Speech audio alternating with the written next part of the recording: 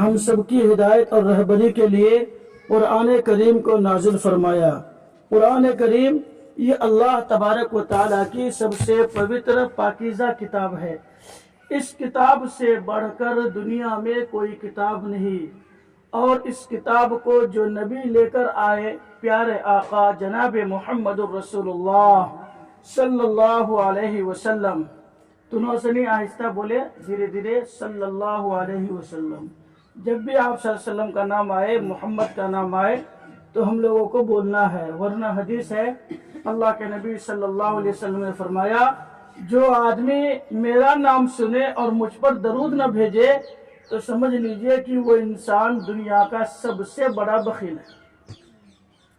اس لیے بخیل کے صفوں میں ہم کو شامل نہیں ہونا ہے۔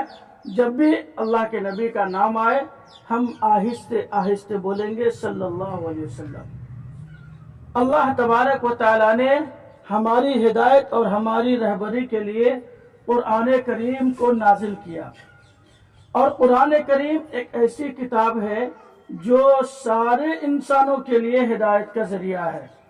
اللہ نے قرآن صرف مسلمانوں کے لیے نازل نہیں کیا، بلکہ اللہ نے کیا فرمایا، شہر رمضان الذی انزل فیہ القرآن ھدی للناس، کہ یہ قرآن جو اللہ نے ہم سب پر نازل کیا یہ صرف مسلمانوں کے لیے نہیں ہے۔ اگر مسلمانوں کے لیے ہوتا تو اللہ کی گل کہتی،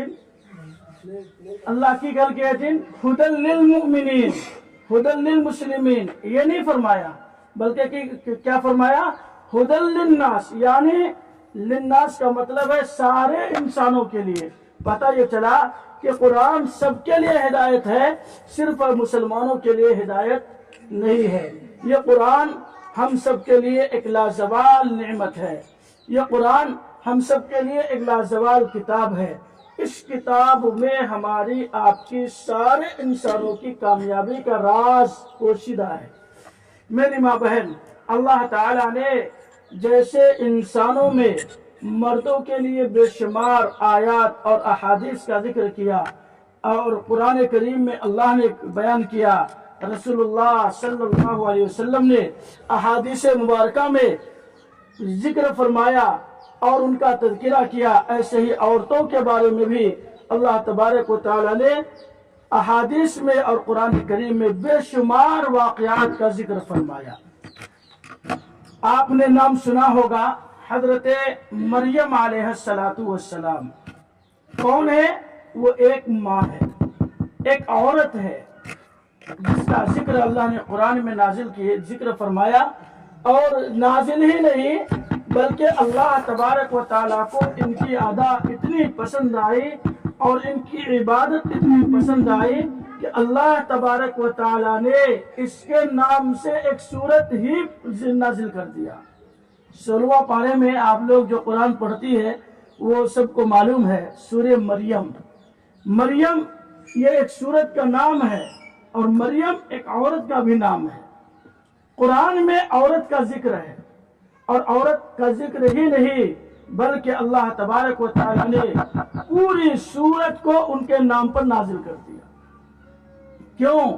اس لیے پتہ یہ چلا کہ صرف مرد حضرات عبادت کر کے اللہ نہیں حاصل کر سکتے، بلکہ جیسے مرد حضرات، مرد انسان اللہ کی عبادت کر کے، نماز پڑھ کے، زکوٰۃ ادا کر کے، صدقہ کر کے اللہ کے یہاں اپنا مقام حاصل کر سکتا ہے، ایسے ایک عورت بھی اگر چاہ لے تو وہ بھی اللہ تعالیٰ کے نزدیک اپنا مقام حاصل کر سکتی ہے۔ کیا کرنا پڑے گا؟ اللہ تعالیٰ نے قرآن کریم میں ارشاد فرمایا حضرت مریم علیہ السلام کے بارے میں۔ حضرت مریم علیہ السلام، اس کے ابا کا نام ہے عمران۔ مریم علیہ السلام کی جو ماں تھی بڑی نیک پاک، بہت تقوی اور پرہیزگار تھی۔ حضرت مریم علیہ السلام ایک ایسی عورت ہے کہ جس کو اللہ تعالیٰ نے باپ بھی عطا کیا، ماں بھی عطا کیا، لیکن مریم علیہ السلام کی شادی نہیں ہوئی،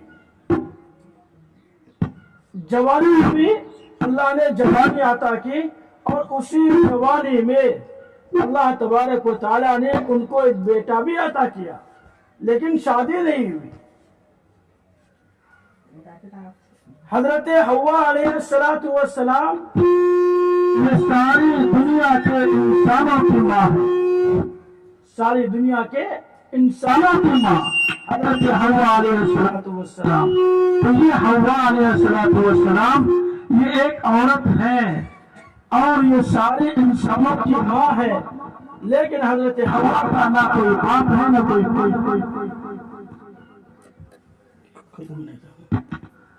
کوئی باپ نہ کوئی ماں. شوہر ہے. تو حضرت حوا علیہ السلام کا شوہر حضرت آدم علیہ السلام اور حضرت مریم علیہ السلام کا کوئی شوہر نہیں, کوئی خاوند نہیں. بغیر شوہر کے اللہ تبارک و تعالی نے حضرت مریم علیہ السلام کے بطن مبارک سے حضرت عیسیٰ علیہ نبینا علیہ السلام کو پیدا کیا. یہ عیسیٰ علیہ السلام کون ہے؟ ایک نبی ہے جو اللہ کے نبی جناب محمد رسول اللہ صلی اللہ علیہ وسلم سے پہلے دنیا میں تشریف لائے.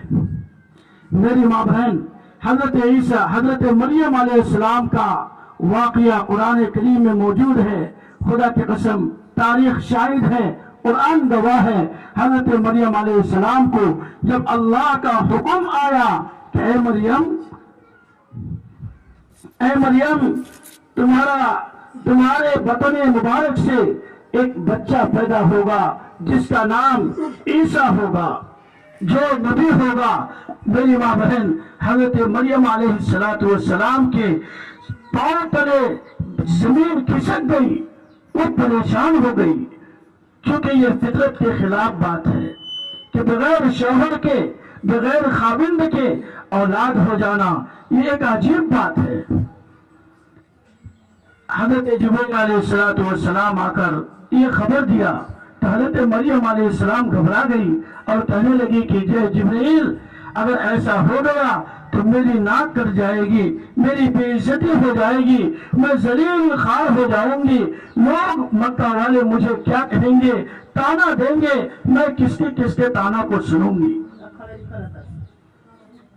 میری ماں بہن, حضرت مریم علیہ السلام کو فرشتوں نے جواب دیا کہ مریم اللہ تبارک و تعالیٰ کا حکم یہی ہے کہ اللہ آپ کے بطن سے اللہ آپ کو عیسیٰ علیہ السلام عطا فرمائیں گے, جو آنے والا نبی ہوگا, پیغمبر ہوگا, جن کو کتاب دی جائے گی.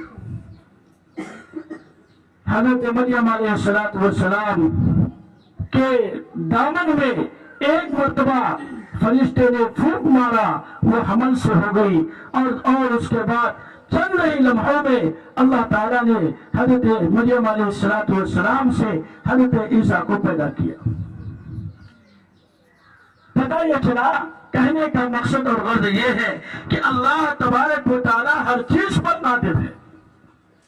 آج ہم نعوذ باللہ, اللہ حفاظت فرمائے, ہم مسلمان ماؤں کی, ہم مسلمان بہنوں کی, ہمارے مسلمان بھائیوں کی آج ایک عجیب حالات ہے. آپ صدر ہاسپٹل چلے جائیں اور وہاں جا کر جہاں آپریشن کا حال ہے, آپ وہاں جا کر جائزہ لیجئے اور معلوم کیجئے. میری ماں بہن, خدا کی قسم رونا آتا ہے. وہاں آپ کو زیادہ تر آپریشن والی عورتوں میں زیادہ تر مسلمان کی عورت آپ کو نظر آئے گی, جن کی لائنیں لگی ہوئی ہے. کس نے لگی ہوئی ہے کہ ہم اپنے جو اولاد کے آنے کا جو ذریعہ ہے, جو مشین ہے, ہم اس کو ختم کرا دیں گے, بند کرا دیں گے. جس کو اللہ تبارک و تعالیٰ نے مسلمانوں کے لیے حرام قرار دیا. نس بندی, یہ سرکار نے اس کے لیے ایک عجیب شوچا چھوڑا. دیکھیے شیطان کیسے ہم مسلمانوں کے ایمان کا امتحان لے رہا ہے, اور سرکار اپنے اس کام میں مکمل طور پر کامیاب ہو رہی ہے.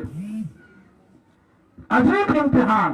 6,000 5,000 4,000 کا بہانہ دے کر کہ اگر آپریشن ہوگا تو ہم 6,000 دیں گے اور پھر ایسا ہوگا ویسا ہوگا. میری ماں بہن، میری بزرگوں اور میری ماں بہنوں، کان کھول کے سن لیجیے. اگر کوئی